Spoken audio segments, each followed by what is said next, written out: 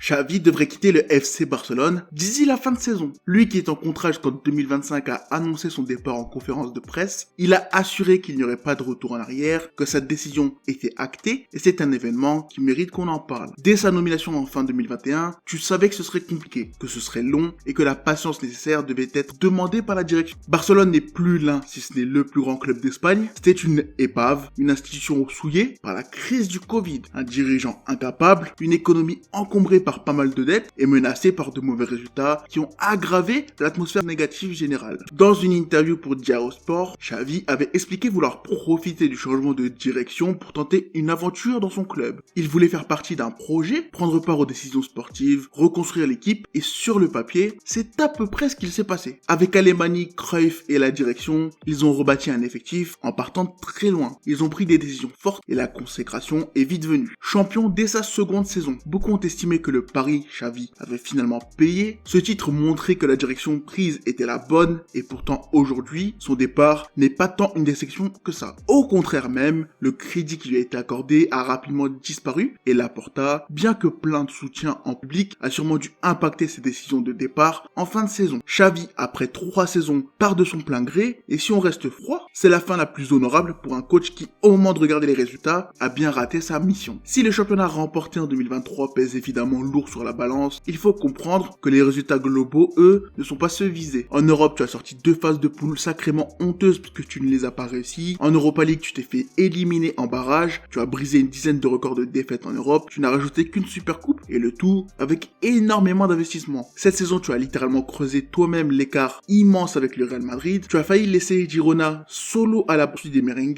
et tu vas jouer le gros de ta saison contre Naples, puisque tout le reste est déjà décidé. Xavi et son Barça ont fait une saison plutôt nulle, pourtant selon moi, c'est une saison qui reste plutôt acceptable. Alors comment ça se fait que d'une saison acceptable pour moi, quand on prend le contexte, on passe à une saison ratée qui va coûter la tête de Xavi? Bon, je vais te donner mon avis sur tout ça en partant du petit problème au plus grand. Et tu vas comprendre pourquoi j'ai pas fait de vidéo sur Barça avant.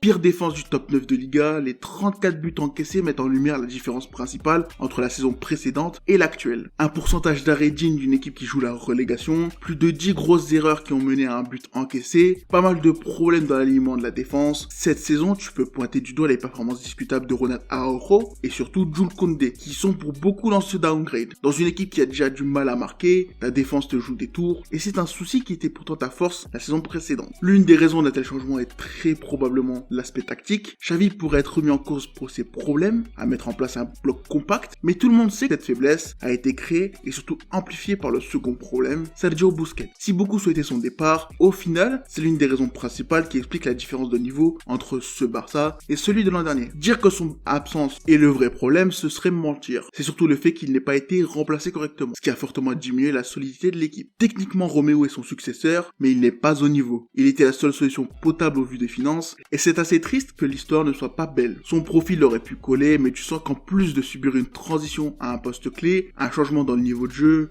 techniquement il n'est pas au niveau. Balle au pied, il commet trop d'erreurs, et ça explique pourquoi d'autres solutions ont été testées. Des milieux sont sacrifiés pour combler le trou devant la défense, et c'est un problème auquel Xavi n'a pas trouvé de solution durable. Le Barcelone de Xavi est faible défensivement, sur transition il se fait sacrément bouger, et si la défense est évidemment à pointer du doigt, si l'absence d'un remplaçant potable doit évidemment être évoquée, il faut aussi parler du milieu, un peu trop surexploité au vu des forces en présence. Le troisième problème est donc moins évident, mais les blessures ont joué un énorme rôle dans cette baisse de régime, puisque de nombreux joueurs ont été absents à des moments cruciaux. L'absence de Gavi notamment te prive d'une solution pour pallier au problème de 6. Au milieu, il était une pièce absolument vitale pour le pressing, pour la gestion défensive des situations dangereuses. Si on veut être vraiment précis, outre Gavi, il y a 2 joueurs dont les blessures sont les plus contraignantes, Frenkie de Jong et Pedri. Ces deux-là sont les pièces maîtresses dont les absences ont souvent été synonymes de mauvaises prestations et donc de mauvais résultats. Sans ces deux au milieu, tu te retrouves affaibli techniquement, dans des postes fournis, mais où les solutions capables de répondre aux attentes sont quand même un peu limitées. Contre Naples et l'Atlético, tu vas jouer sans eux, et ce sera intéressant de voir comment cela va se passer. Bon, c'est d'ailleurs très intéressant. Bon, jusque là, j'ai parlé de problèmes plutôt petits, mais ce genre de situation n'est pas expliqué par ces simples petits problèmes. Quel type de coach est Xavi? C'était une question que ceux qui avaient la flemme de regarder les matchs au Qatar se demandaient, et c'était compréhensible. Mais la réponse n'est malheureusement pas celle attendue. Il est un entraîneur qui, contrairement aux croyances, n'était pas au niveau attendu. Selon Claire, il a des idées, il a des principes de jeu et que tu peux lier au joueur qu'il était, mais son problème se trouve dans la transmission, la mise en place de ses idées dans un collectif. Lui qui a refusé de passer par la baie manque d'expérience, il manque de liant, et pourtant, les tentatives pour implanter quelques-unes de ses idées dans l'effectif ne manquent pas. Je l'ai senti pendant un temps, mais sa philosophie ne colle pas vraiment avec celle qui régit le livre d'or de Barcelone. Ces fameuses règles de jeu qui font bander les supporters un peu d'élus, qui pensent que le football d'il y a 20 ans est les mêmes qu'aujourd'hui. Si Xavi cherche la domination, actuellement il est à peine capable d'obtenir le contrôle, son Barcelone a souffert notamment en Europe, et c'est une expérience qui va beaucoup lui servir dans le futur. Très souvent il a tenté des expériences pour sauver les meubles, que ce soit un milieu en diamant, le passage de Christensen au milieu, et quelques autres qui sont à mettre à son crédit. Il n'est pas totalement fermé à certains changements, et ça n'aura pas été suffisant malheureusement. Certains de ses choix sont discutables, très discutables même. Actuellement par exemple il est en train de tuer Victor Roque,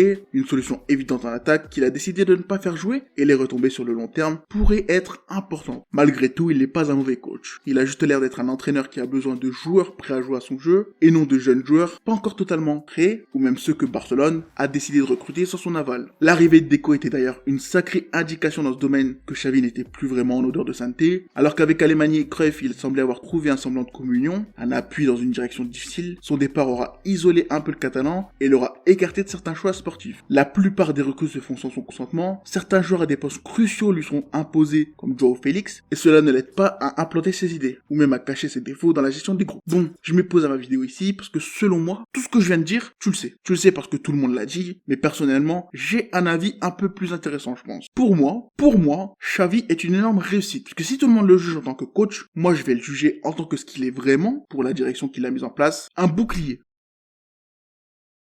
Si tu te rappelles de la situation, si tu reviens en arrière quand Koeman a été viré, quand toute la fanbase a commencé à comprendre que la crise était encore profonde qu'anticipée, eh bien Laporta a fait ce qu'il sait faire de mieux. Il a communiqué. Lui qui organise des rendez-vous scénarisés avec des agents, depuis des années, comprend l'importance de l'image, l'importance d'un discours, et tout a été mis en place pour que Xavi soit un pion sacrifié. Si tout le monde le voulait en tant que coach, alors il le serait, mais pas comme lui l'entendait. Xavi voulait être l'homme qui rebâtirait le FC Barcelone. Sous Laporta, il sera celui qui devra remonter la pente avec un effectif rafistolé pour paraître compétitif. Lui qui voulait arriver en héros ne sera que le visage du club qui unifiera la fanbase pendant un temps, assez pour qu'en coulisses, les choses se mettent en place pour régler les plus gros problèmes. Quelques gros investissements seront faits pour aider Xavi, des investissements pour du court terme, afin de faire passer la pilule. Le message envoyé était clair, Barcelone est de retour. Et pour moi, c'est là le plus gros problème du club, sa direction et son projet. Au lieu de faire comprendre aux supporters qu'une période de réhabilitation serait nécessaire, il a cramé un coach inexpérimenté. Il a misé sur des résultats à court terme pour sauver l'image du club, un pari risqué qui n'a pas vraiment fonctionné. Humilié en Europe, Xavi a tout de même réussi sa mission en remportant un trophée, en laissant une petite trace en tant que coach dans le palmarès du club, mais son image aura pris un sacré coup. Laporta a privilégié l'image et le court terme à la renaissance étape par étape du grand FC Barcelone. D'un point de vue personnel, je trouve ça complètement débile, mais maintenant, est-ce qu'il avait le choix? Est-ce que les supporters auraient accepté 2-3 années en étant un outsider assumé, une équipe labellisée en reconstruction, plutôt qu'un chantier déguisé en effectif sous-performant? Je trouve cette question difficile à répondre pour quelqu'un d'extérieur au club. Et c'est pour ça que si vous ne me l'aviez pas demandé, je n'aurais jamais fait cette vidéo sur Xavi. Parce que oui, vous êtes nombreux à m'avoir demandé. Barcelone était en crise. Pour essayer de cacher ses problèmes plus que pour les régler, Xavi a été nommé. Des joueurs avec des gros noms ont été approchés. Et aujourd'hui, ce pari est en train de se retourner contre Laporta. Il y a un élément qui a été oublié par ceux qui nous expliquent que c'est uniquement Bartomeu qui a régulé le club. L'homme qui a mis Messi dehors, ce n'est pas lui, mais bien Laporta. C'est Laporta qui a fait le choix difficile et qui a dû en assumer les conséquences, que ce soit sur le plan économique, sportif ou même médiatique, quand bien même la version sortie dans la presse permettait de couvrir les deux camps. Récemment, j'ai regardé la vidéo d'Ego, et la partie sur Faker m'a fait penser à la relation entre Barcelone et ses légendes. Si Faker, l'icône, celui qui a pendant très longtemps été le meilleur joueur du monde, celui qui symbolise League of Legends, qui symbolise l'e-sport, partait de T1, est-ce que la structure pourrait y survivre? Je trouve la situation assez similaire, mais parmi les différences, la plus notable c'est la longévité. Barcelone est un club bien plus ancien, bien plus imposant, avec une plus grande histoire. Et c'est justement dans cette histoire que Laporta a cherché des solutions. Si la presse et pas mal de monde tombe sur Xavi, pour ma part, je vais plutôt mettre en avant ses récits, la complexité de la situation et les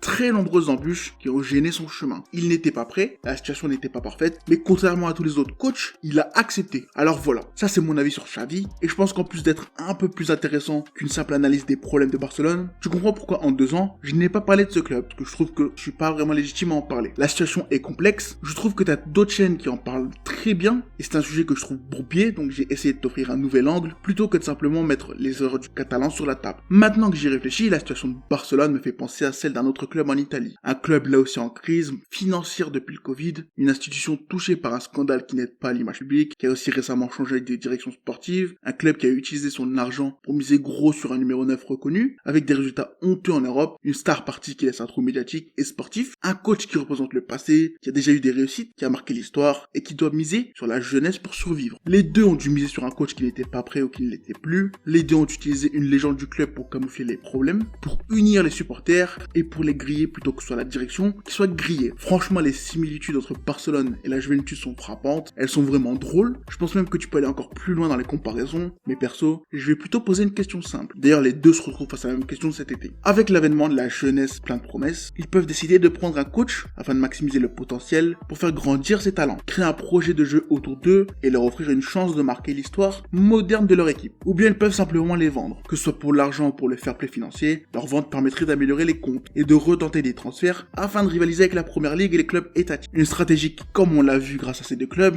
a vraiment l'air de bien marcher. Pour l'instant, ces questions ne sont pas encore claires, mais elles sont primordiales pour la suite. Pour améliorer la situation, les résultats, les attentes, et pour ne pas de nouveau griller un coach intéressant, il faudra d'abord choisir le bon et l'appuyer par un mercato intelligent, qui réglera quelques problèmes de l'effectif, mais ça, c'est le sujet de la troisième partie de cette trilogie. Bon, la vidéo va sur sa fin, voilà mon avis sur le problème Xavi, et si je comprends pourquoi tout le monde lui tombe dessus, personnellement j'ai plus envie de pointer du doigt une direction qui n'a jamais réellement réussi à tenir sa ligne directrice. Une direction coupable de certaines erreurs comme chaque direction, mais au lieu de les accepter, de les assumer, de les corriger, ils ont décidé de les maquiller par une communication et des choix mercato absolument honteux. Soyons clairs, je comprends que la situation est compliquée. Elle était même catastrophique il y a quelques années, mais cela n'excuse en rien les erreurs qui ont été commises, et cela n'enlève en rien que Xavi, malgré le fait qu'il ait commis des erreurs, a été jeté au lion par la direction. Pour moi, tous les problèmes partent d'un discours qui n'a pas lieu d'être, qui se voulait rassurant, sûrement pour unir les supporters, apaiser les investisseurs, les socios, les futurs sponsors et les banques, afin de gagner du temps. Maintenant, je le répète encore, est-ce qu'il y avait une autre solution? Est-ce qu'actuellement le Barça est vraiment dans une meilleure position qu'avant que Xavi ne devienne coach? Est-ce que l'équipe peut vraiment passer un nouveau cap l'an prochain avec un coach différent, mais des restrictions économiques encore plus complexes? Toutes ces questions expliquent pourquoi cette vidéo est une série sur Barcelone, une trilogie, et ça explique aussi pourquoi je n'ai pas parlé avant. Dans cette première partie, je me suis intéressé à l'environnement, à la pression, aux demandes de la direction, et ce qui est pour moi la piste principale à étudier quand on veut comprendre pourquoi Xavi est autant un échec qu'une réussite, selon les points de vue. Les deux autres parties seront donc sur le même sujet, mais à travers des angles bien différents, et viendront compléter mon avis sur la situation de Barcelone. Si tu veux que la seconde partie arrive vite, dis-le moi en commentaire, et moi j'espère que cette vidéo t'a plu, que t'as compris mon point de vue, qu'on peut en parler en commentaire tranquillement, et on se retrouve d'ici peu pour la suite.